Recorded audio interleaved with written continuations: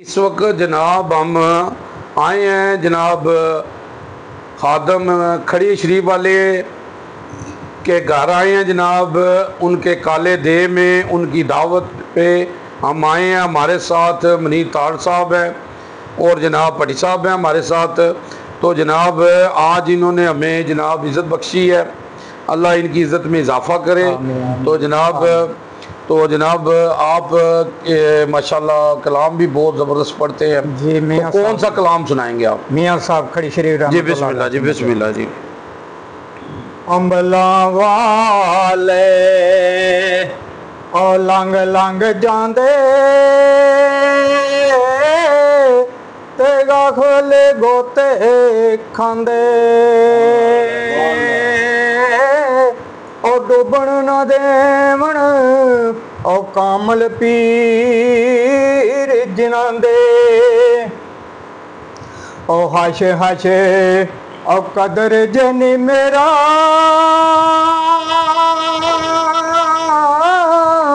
ओ साहब नू वड्याया। क्या बात है।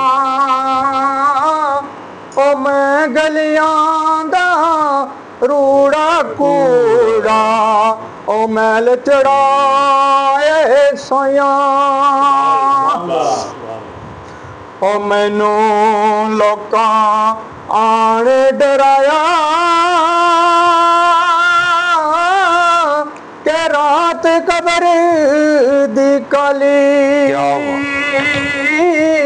ओ मैं देथे सुनिया के उसने आवने दिन मुंडे कमली काली। क्या बात है जी, क्या बात है जी।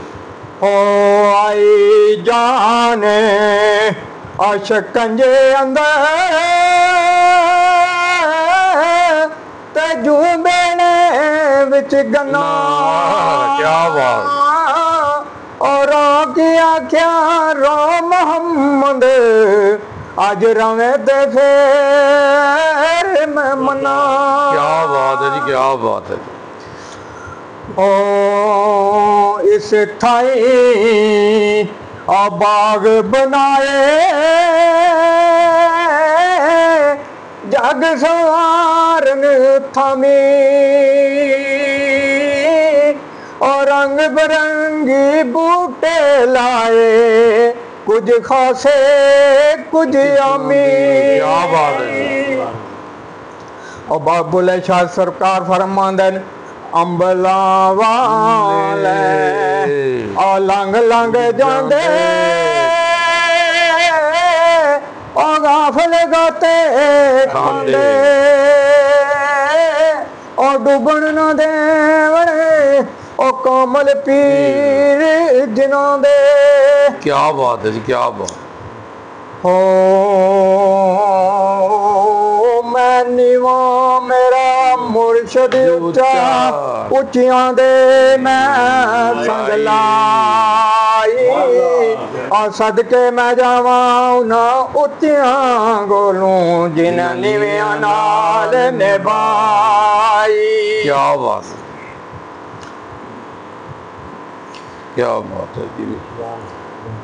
नब मियाँ साहब कहते ने चल बुलिया उत्थे चलिए जिथे होण सारे अन्ने ना कोई साडी जात पछाणे ते ना कोई सानू मन्ने।